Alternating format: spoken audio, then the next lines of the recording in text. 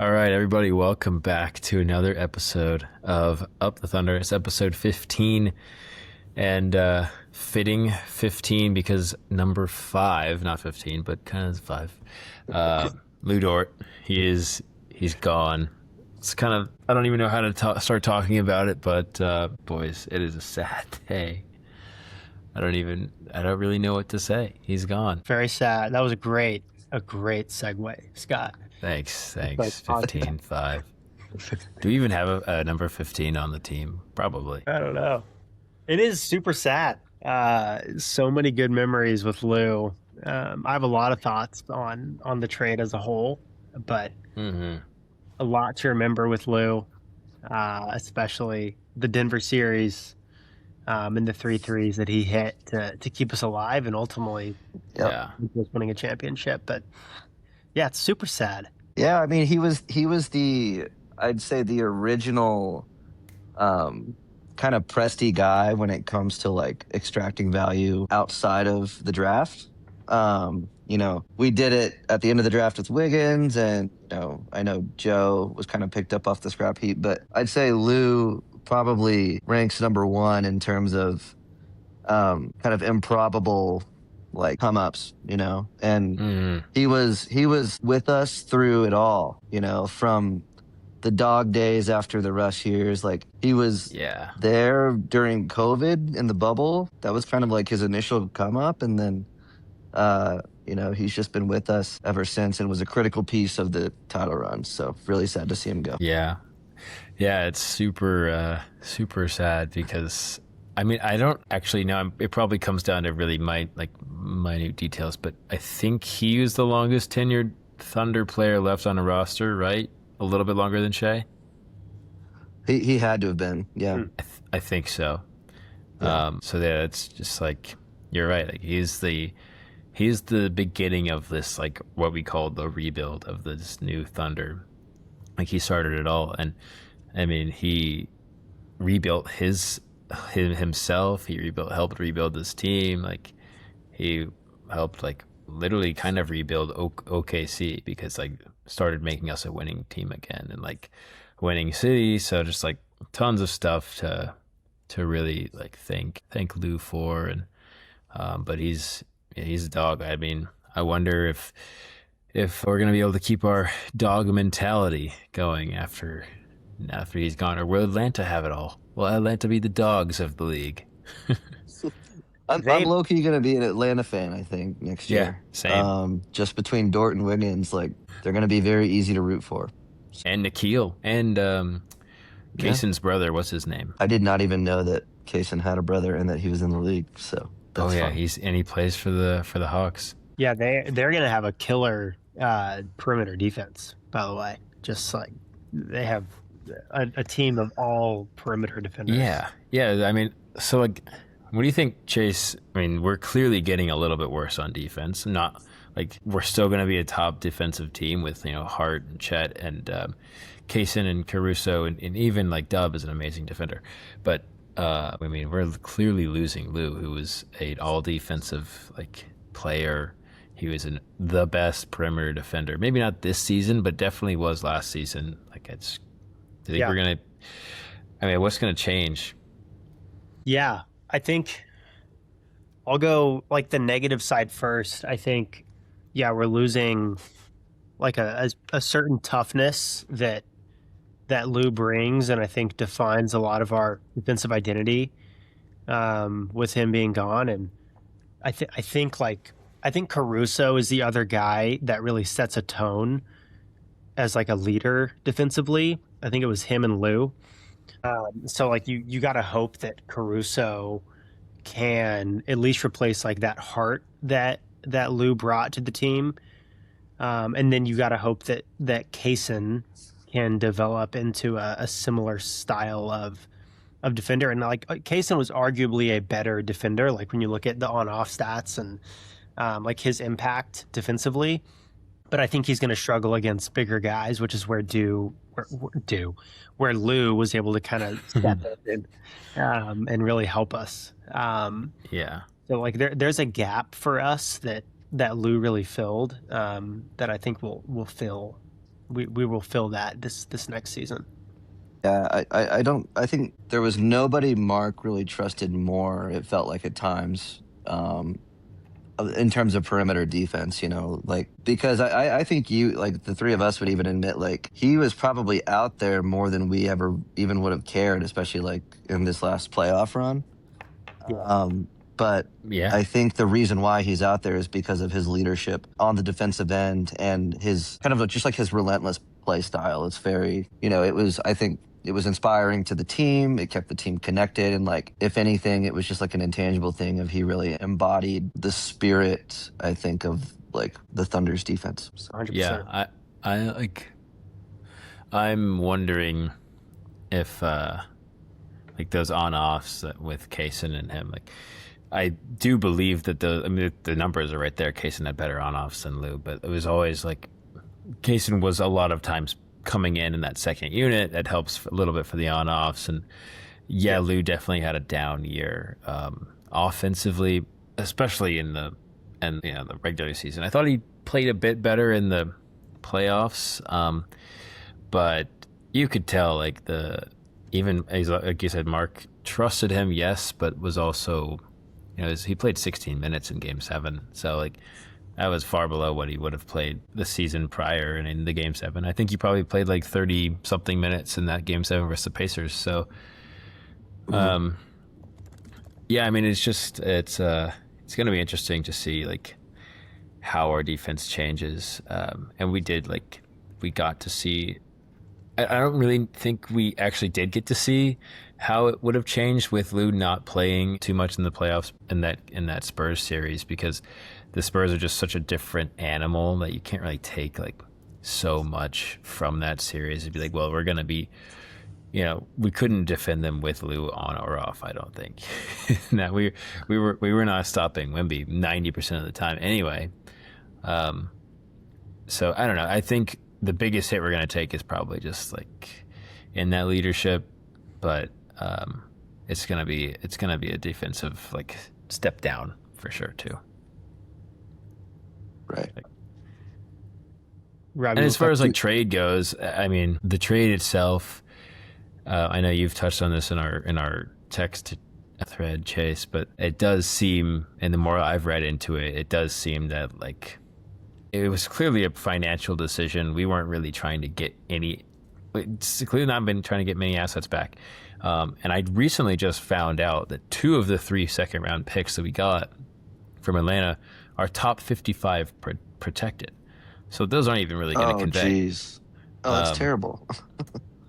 So I don't really know what to make of that. I mean, maybe they can be combined or something. I really don't know. Meaning, obviously we probably won't keep them. Yeah, meaning if they land in the top 55, they go back to Atlanta. They go back to Atlanta. Yeah, It sucks. That really sucks. I mean, this is probably the first time the Thunder have come out and literally, like Sam Presti said, this was a financial decision. Mm-hmm. Yeah, he's never said anything like that before. I mean, there's something to be said for achieving that goal of getting under the second apron. I think if we zoom out for a second, like full stop, we got rid of 3 playoff rotation pieces that were in like really honestly the weak links of the playoff rotation, if I'm being like brutally honest. And you give a lot more minutes to the people that probably earn them more and like have more of a runway to develop. So that's the plus side. I think the downside that feels really crappy is that you get, as Scott is kind of mentioning, like really 1 true asset back in a second round pick and 2 bogus picks that don't even really mean anything. Yeah. For somebody who was on all defense last year, or I guess 2025. But I don't know. It's like whenever you frame it, like you can frame it either way. I think it really. I mean, you sucks can't tell me that Marcus Smart would be going for the same price. Like, there's just no way. Yeah. And I guess that's what's surprising is I think I would have thought that knowing Presti, he probably would have found a way to extract more value. But maybe that's just the reality of asking to unload a player and not receive any salary back.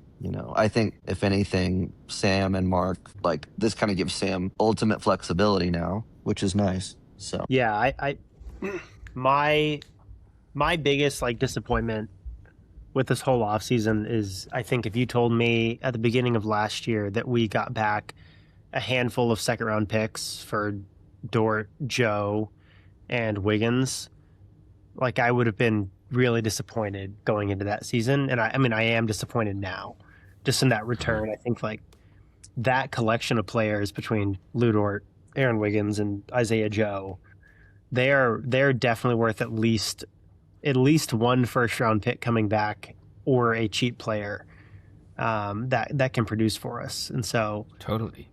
like I'm very disappointed in the return that we've gotten.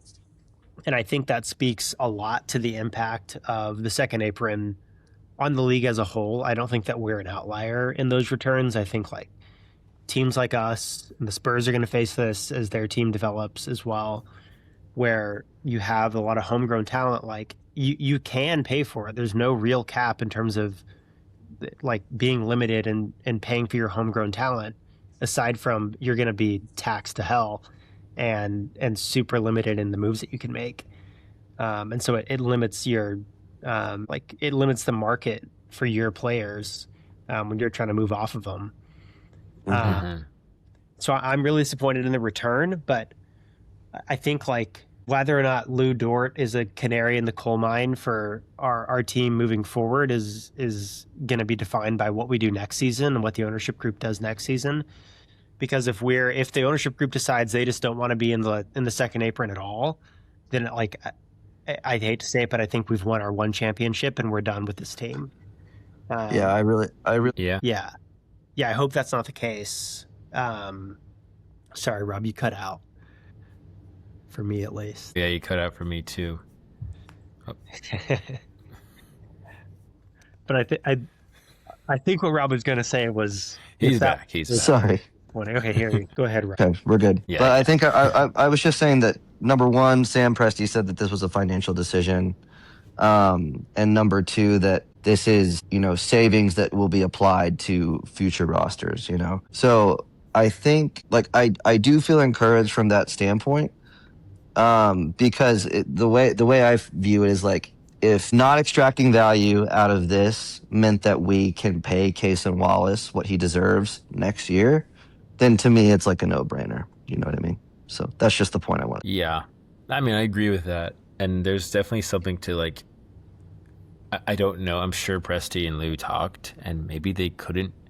Maybe they looked into the future, and Dort was like, "I am gonna want an extent. I'm gonna want like a contract, bump, and I'm gonna be wanting to make more money." And Presti said, "Oh, like that's just not gonna happen." And I don't know. Maybe that was in the cards because he did say in his, after the year presser that he would talk to every player about the summer. And so Dort's gonna be able to get that extension or to get that new contract. In Atlanta, whereas we wouldn't have been able to pay for it. So maybe that's a good thing for Lou. But like on Twitter, Joe Masato tweeted, and I think you sent this to me, Chase, but then I kept reading.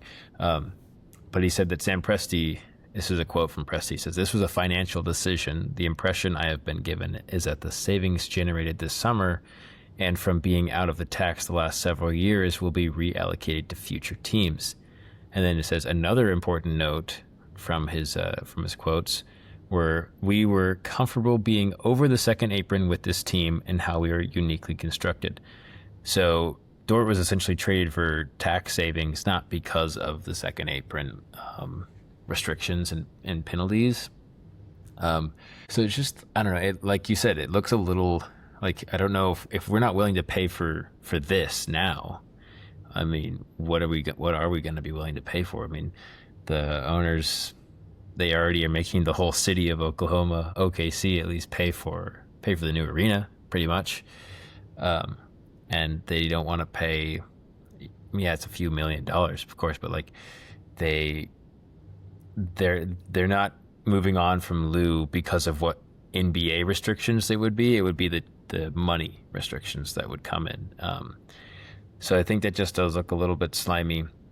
But there is something to note that if you if you pay the tax multiple years in a row, there's it's called the repeater tax. So if you do that multiple years in a row and you're way over and you keep paying, you do lose. Like, you do get extremely penalized. Like, you lose your first round pick. You lose a lot of like roster flexibility.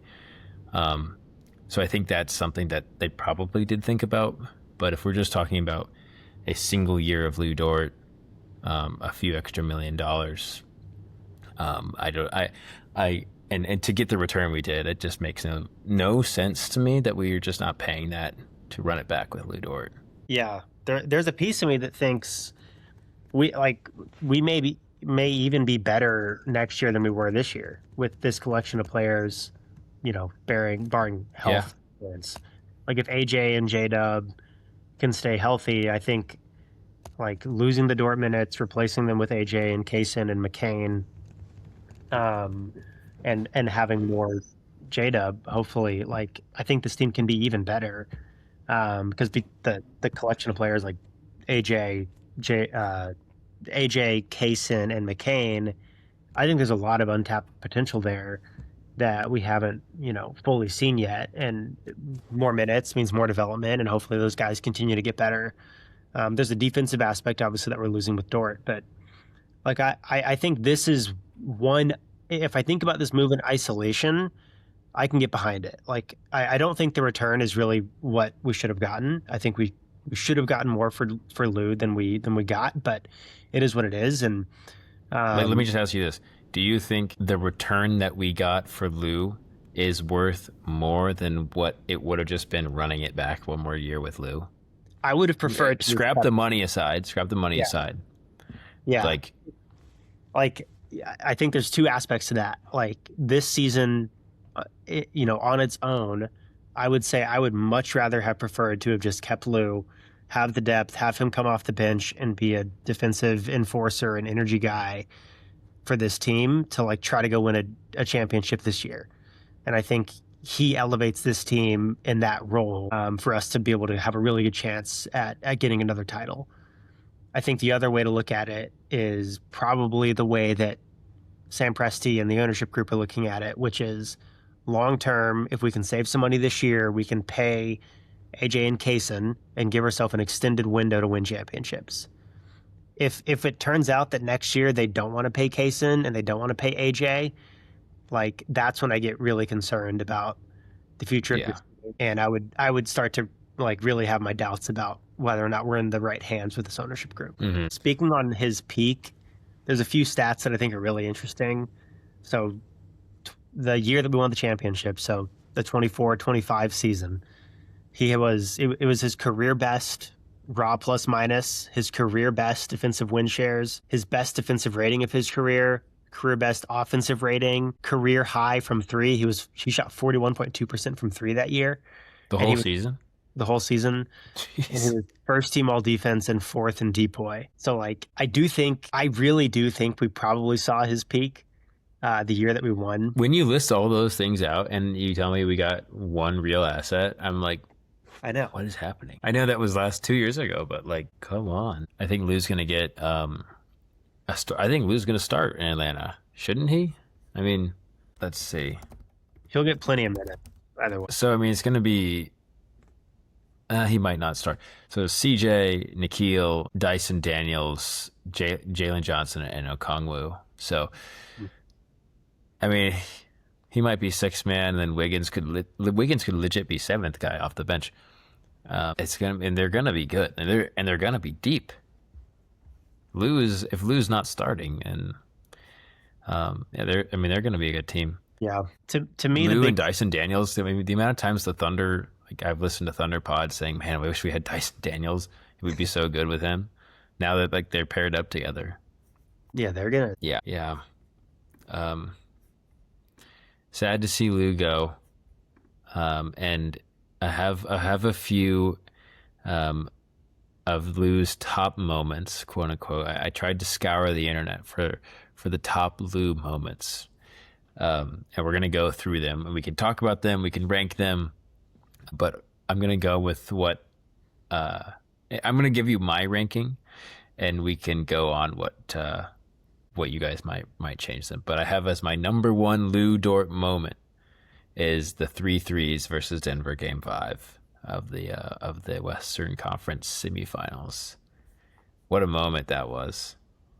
Yeah, dude, it felt like it was totally over. Like I just remember not having any hope. Yeah, the floodgates opened. Yeah, we were down by 8 with I think it was 7 minutes to go, and he hit 9 points. He went on a 9-2 run on his own. It was pretty incredible. Yeah, so I have that as my number one. My number two is kind of a sleeper number two, but it's the buzzer beater versus the Spurs with 0 fans. I don't know if you guys remember that. I don't remember this. Oh man! All right, let me pull up the clip really quick because we can show this on the pod and I can show you guys. It was back in 2021, so it was. Here we go. Oh, this is so awesome. Okay, let me just share my screen. Share. Okay, are you ready? I'm ready. Let me just skip ahead.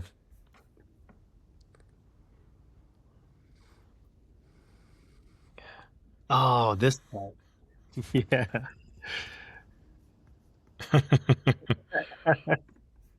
Yeah. Afraid of my- Well, I think it was faster for me. Well, if you guys, I don't know if you could hear it, and he like falls down as he's shooting it. yeah. It was amazing. Not a single fan in attendance. What's number? But all right, so that was my number two. My number three is Dort's Hail Mary 3 in Game 7 of the finals with the shot clock expiring. Move that to number 2. That one, well, I mean, I just feel like that one wasn't as, we were going to win that game anyway, I think. I don't know, maybe not. But that was pretty. Game 7, I thought we were winning that game, man. I had so much confidence in Game 7. I was there. I did not have confidence. You were there. We were getting, it was a little dicey. We were actually losing at halftime. Teammate TJ McConnell was cooking us, man. He sure was. So that was my number 3. All right, we can move that to number 2, though. Number 4, I've got the Game 7 of his rookie year playoffs. He had 30 points versus James Harden, and he cooked James Harden all series. That was kind of Lu Dort's like showing up to the public. Like everybody knew Lu Dort after that because he made James Harden's life hell for a whole 2 weeks. And there's that famous picture of Harden screaming and then Dort looking in the background, just like staring. Yeah, absolute dog. And then my last one is Dort making the all defensive team. I don't know if that's really a moment, but it was pretty awesome to see him make that because people had been advocating for it for a couple years already, and he finally did it. I think he was on Jamal.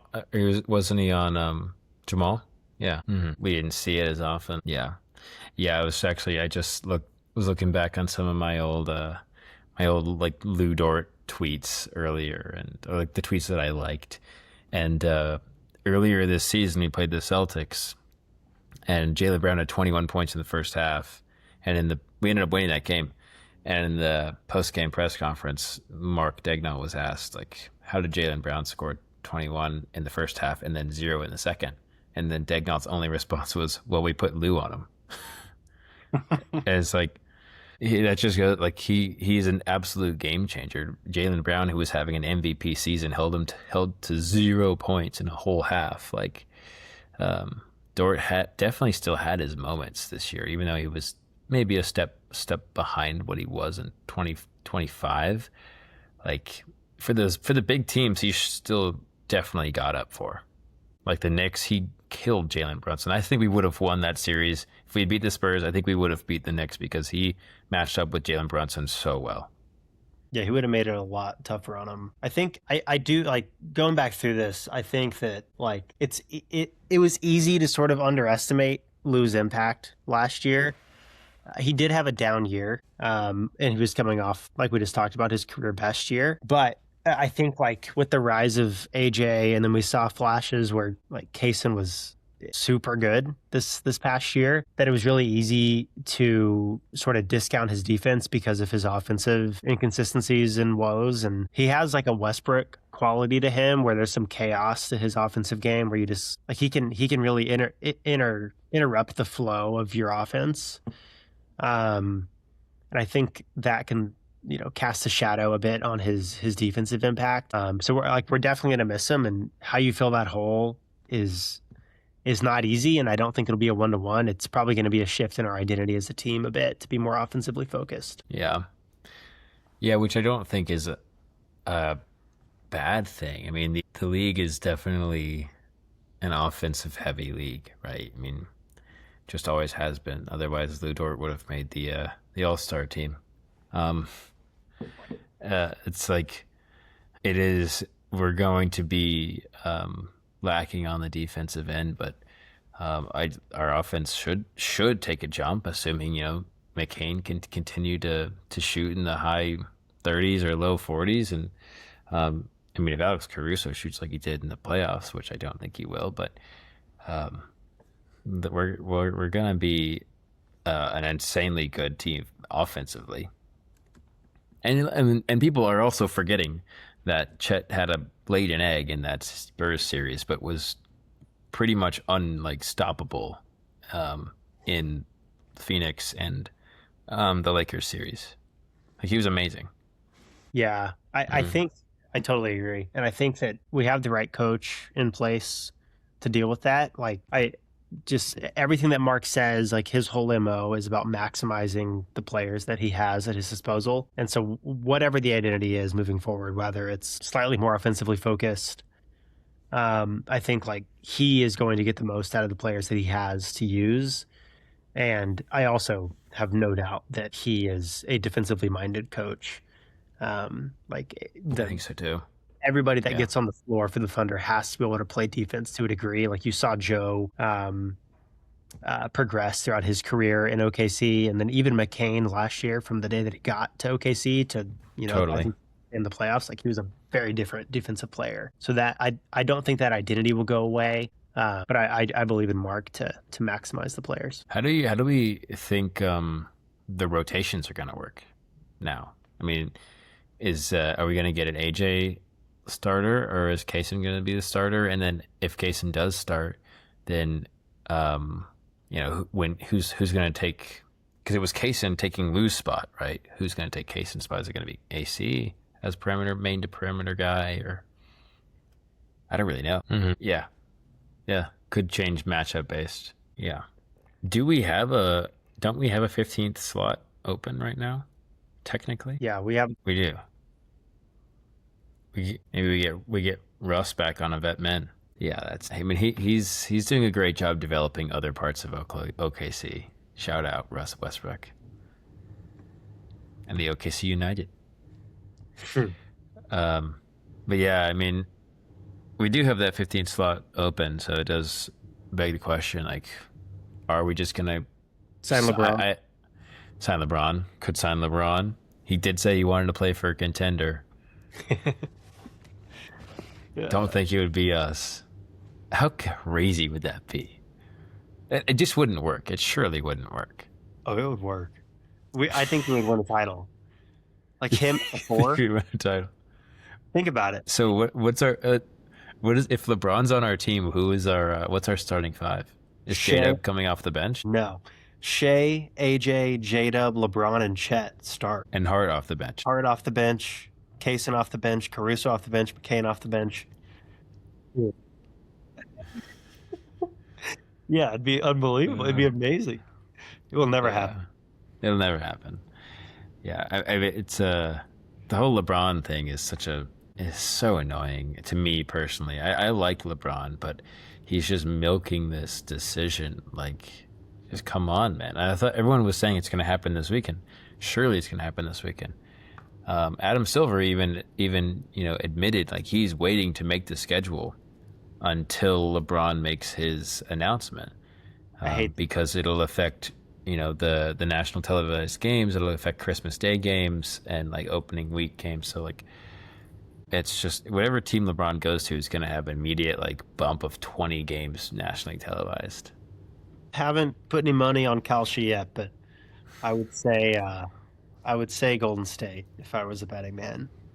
Really? I will say, I would say Philly. well, that's the one that I don't understand why it's not a bigger case. Like, he doesn't seem to be that interested in going to Philly.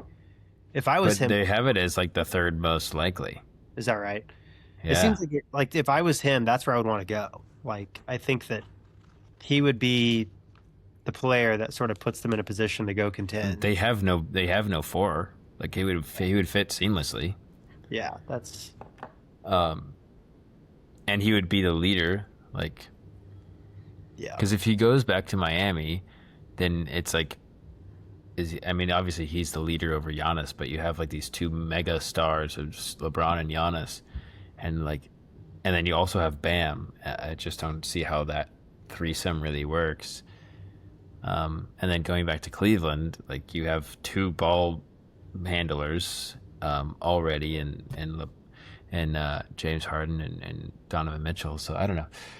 I feel like Philly seems like the most seamless fit, but maybe Golden State is also. I hadn't really thought about that one too much. I don't think Miami gets better with LeBron. No Yeah. shooting. You put him on that team, there's no shooting. Shout out, by the way, shout out to Sam Presti for getting all of our traded players to the East so that they can just farm wins, wreak havoc, farm wins, and be stars. And we only have to see them twice a year. Yeah, if we had to face Lou and he was paired up with Luca, like in LA, I would not. I mean, I don't really take LA very seriously right now. Like maybe a little bit, but not too much. I would hate that though. I would just hate to see him, a few games a year in LA. And then, this is the other thing with Lou. He is the most hyped up player, like hyped up, hated player, I think, of all time.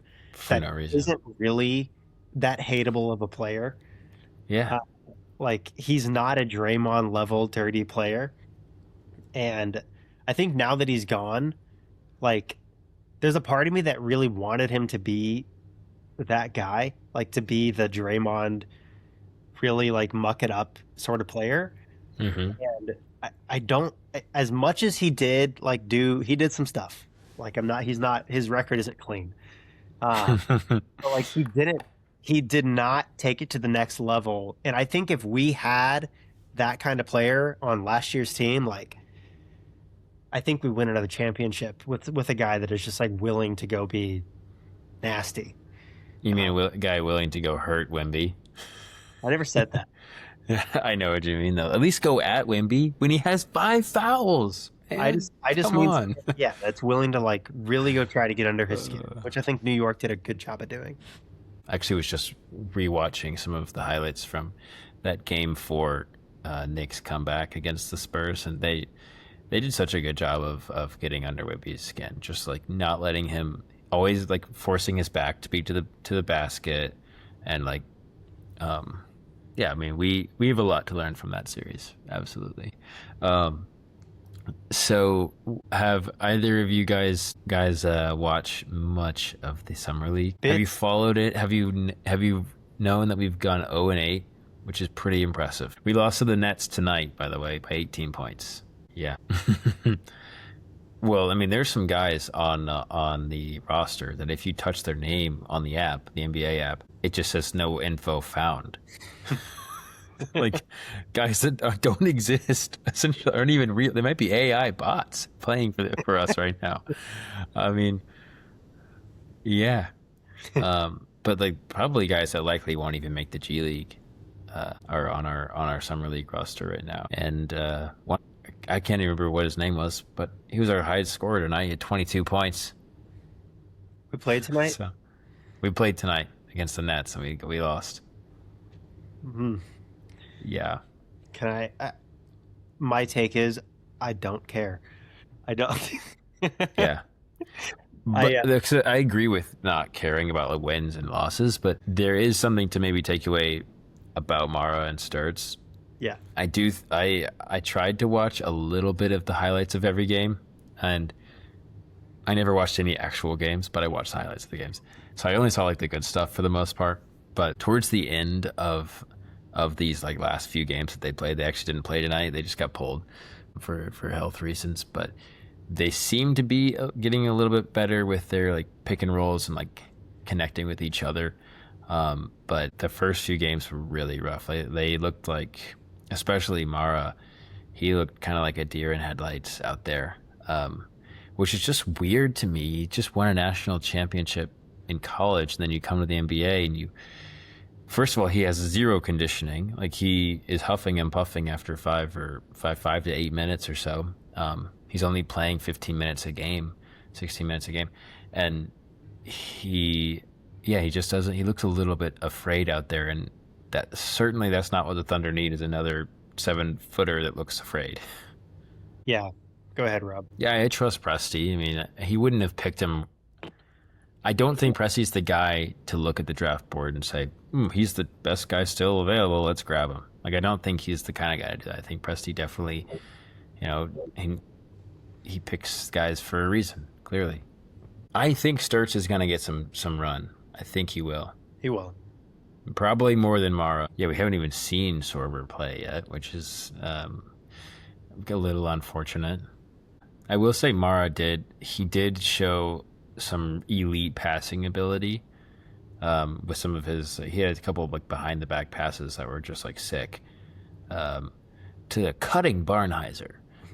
But his shooting was a little bit, I mean, shooting or not, he doesn't matter if he can't stay on the court physically.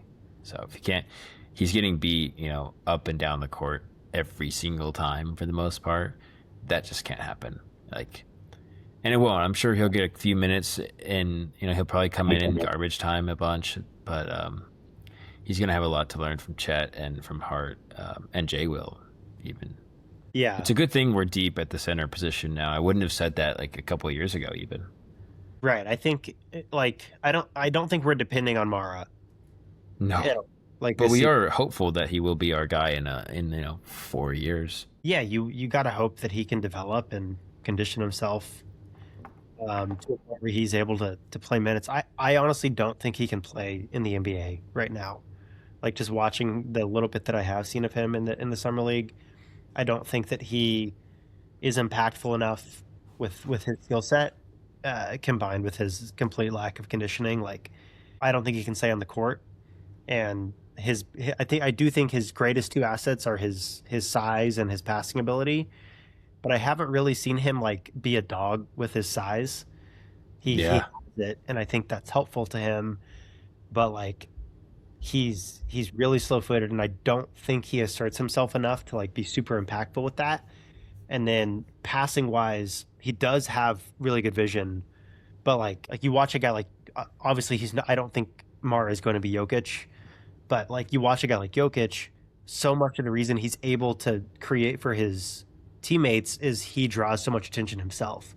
Mm-hmm. And so I don't think Mara is quick enough, or has enough shooting ability to pull guys out to create space for others to be able to make a play at that point.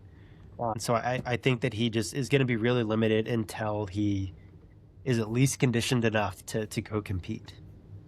Yeah, I hope that we get to see him in a little bit in some meaningful games. I do think Sturts will get a little bit more run, just because, I mean, we've literally lost our two best 3-point shooters by numbers, and Lou and Joe. So Sturts is gonna have to step in and at least shoot the rock. I'm hopeful for a 3-point shooting in this upcoming season. I think yes, Lou maybe hit the most because, like we talked about earlier, he's willing to take them because he took a shite load. That's exactly right. I think like a huge question mark this upcoming season is, are our dudes that are replacing that role willing to take shots? Like, will Kaysen shoot? Will AJ shoot? Like, will we know Chet, McCain will. McCain will shoot. Will Chet shoot? Like, the guys that are capable of knocking down those shots, will they take them? Exactly. Yeah. The past couple of years, really. Definitely. Yeah, I think there's a chance. I really do think there's a chance that if this team is healthy, that they are a better team this year than last.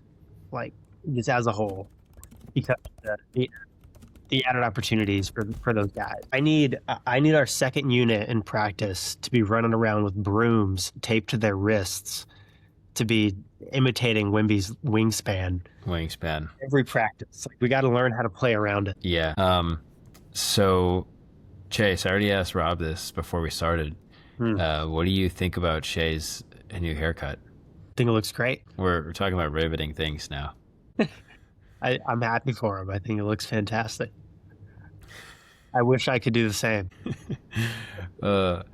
I actually am really excited to see what Shay comes with, because every summer he picks a little thing and gets better at it, and I'm hoping this year we can see something new, maybe better 3-point shooting. That seems to be. I'm sure you all saw this a few weeks ago, but with his time with the Canada national team, I know he's working to be better off ball, which I think would be massive. Especially to me, that points to AJ starting and getting more on ball work, and those two working together a lot, which I think unlocks a dynamic that we've really never seen before for a whole season, just given injuries and then lose position in the team and like his how large of a role that he played. So I hope that's a wrinkle that we start to see more of with Shay. Yeah, seems likely. All right, guys, we're a little bit over an hour, but before we get out of here, I know we always have to do this. Is like my new ritual as I end the pod. I have to do an 82-0, so I'm going to share my screen one more time here. Let's see. Can you see this screen? Yep. Okay. Have you ever played 82-0, Rob? I know you have, Chase. All right, we get one go. We get one try. Here we go.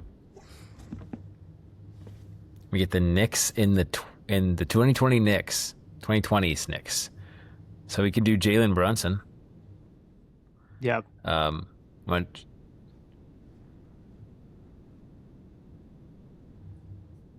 I'll take Brunson. At point guard or shooting guard? Well, I feel like centers are the most important. You can flip-flop it later. Doesn't matter. All right. Here we go. Yeah, you can. Boston in the 10s. Our best bet is saying Isaiah Thomas or Kyrie.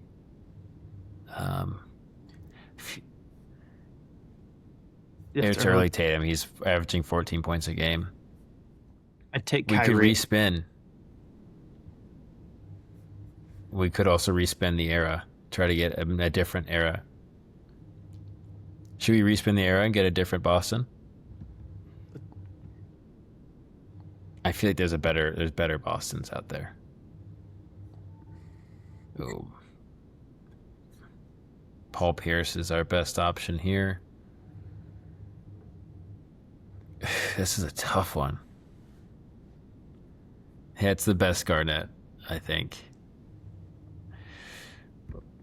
Let's do Paul Pierce. I don't think we're winning this one, guys. All right, okay, this is a good one. You got to go LeBron because he can be anything. Point Let's go guard. power forward. Brooklyn in the 2010s. Let's respin the team. That's the worst Brooklyn in history. Minnesota, Cat. Could go Cat, or you could go Kevin Love for some boards. Let's go Kevin Love, I think. Well, I'm gonna go Cat, but then he has to go in our center position. Same for. Unless you put put move LeBron to the point guard. That's what I would do. Yeah. All right, let's do that. Gotta get Wilt here for 82-0. Oh no, DeMontis Sabonis.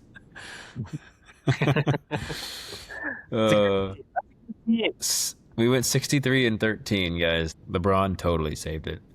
All right, thanks for going through that with me. Anyway, guys, Any last things about Lou? Any last moments or favorite quotes that he had? I'll never Could forget just him coming to tears at the end of the first playoff run, where he nearly beat the Rockets, dropped 30 and yeah. couldn't do it. And I think that just defines so much about him as a person and as a player. Like he's the ultimate competitor. He has a little bit of Russ in him, and I'm gonna miss that. I think our team is.